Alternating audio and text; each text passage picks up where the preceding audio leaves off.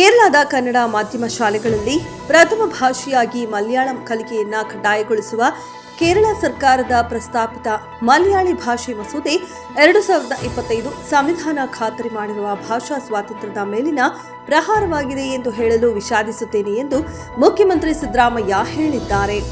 ಇಂಥದೊಂದು ಕಾನೂನು ಜಾರಿಗೆ ಬಂದರೆ ಕೇರಳದ ಗಡಿ ಜಿಲ್ಲೆಗಳಲ್ಲಿ ಮುಖ್ಯವಾಗಿ ಕಾಸರಗೋಡಿನಲ್ಲಿ ವಾಸಿಸುತ್ತಿರುವ ಕನ್ನಡಿಗರು ಮಾತೃಭಾಷೆಯನ್ನು ಕಲಿಯುವ ಅವಕಾಶದಿಂದ ವಂಚಿತರಾಗಲಿದ್ದಾರೆ. ಭಾಷಾ ಅಲ್ಪಸಂಖ್ಯಾತರ ಮೂಲಭೂತ ಹಕ್ಕನ್ನ ದಮನ ಮಾಡುವ ಇಂತಹ ನಡೆಯನ್ನ ಕೇರಳದ ಕಮ್ಯುನಿಸ್ಟ್ ಸರ್ಕಾರದಿಂದ ನಾವು ನಿರೀಕ್ಷಿಸಿರಲಿಲ್ಲ ಎಂದು ಅವರು ತಮ್ಮ ಎಕ್ಸ್ ಖಾತೆಯಲ್ಲಿ ಹಂಚಿಕೊಂಡಿದ್ದಾರೆ.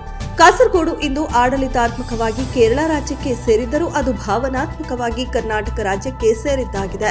ಅಲ್ಲಿನ ಜನ ಕನ್ನಡ ಭಾಷೆ, ಸಂಸ್ಕೃತಿ, ಸಾಹಿತ್ಯದ ಜೊತೆ ಮಿಳಿತವಾಗಿದ್ದಾರೆ. ಅವರು ಕರ್ನಾಟಕದ ಕನ್ನಡಿಗರಿಗಿಂತ ಕಡಿಮೆ ಕನ್ನಡಿಗರೇನಲ್ಲ. ಅವರ ಹಿತವನ್ನ ರಕ್ಷಿಸುವುದು ನಮ್ಮ ಸರ್ಕಾರದ ಕರ್ತವ್ಯವಾಗಿದೆ. ವೈವಿಧ್ಯತೆಯಲ್ಲಿ ಏಕತೆಯನ್ನು ಕಾಣುವ ಭಾರತದ ಪ್ರತಿಯೊಬ್ಬ ಪ್ರಜೆಗೂ ಅವರ ಮಾತೃಭಾಷೆಯಲ್ಲಿ ಕಲಿಯುವ ಸ್ವಾತಂತ್ರ್ಯ ಇದೆ ಎನ್ನಲಾಗುತ್ತಿದೆ. ಕೇರಳ ವಿಧಾನಸಭೆ ಅಂಗೀಕರಿಸಿರುವ ಮಲಯಾಳಿ ಭಾಷಾ ಮಸೂದೆ 2025 ತಕ್ಷಣ ಹಿಂತೆಗೆದುಕೊಳ್ಳಬೇಕೆಂದು ಸರ್ಕಾರದ ಮುಖ್ಯಮಂತ್ರಿ ಪಿಣರಾಯಿ ವಿಜಯನ್ ಅವರನ್ನ ಆಗ್ರಹಿಸುತ್ತೇನೆ. ಭಾಷಾ ಅಲ್ಪಸಂಖ್ಯಾತರಿಗೆ ಮಾತೃಭಾಷೆ ಎನ್ನುವುದು ಕೇವಲ ಭಾಷೆ ಅಲ್ಲ, ಅದು ಅವರಿಗೆ ಘನತೆಯ ಬದುಕು ನೀಡುವ ಅಸ್ಮಿತೆಯಾಗಿರುತ್ತೆ.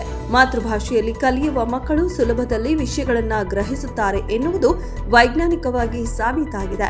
ಅವರ ಮೇಲೆ ಅನ್ಯ ಭಾಷೆಯನ್ನು ಹೇರುವುದರಿಂದ ಅವರ ಕಲಿಕಾ ಸಾಮರ್ಥ್ಯವನ್ನ ಕುಂದಿಸುವುದು ಮಾತ್ರವಲ್ಲ, ಒಂದು ಸ್ವತಂತ್ರ ಭಾಷೆಯ ಅವಸಾನಕ್ಕೆ ದಾರಿ ಮಾಡಿಕೊಟ್ಟ ಹಾಗಾಗುತ್ತದೆ ಎಂದು ಅವರು ತಿಳಿಸಿದ್ದಾರೆ.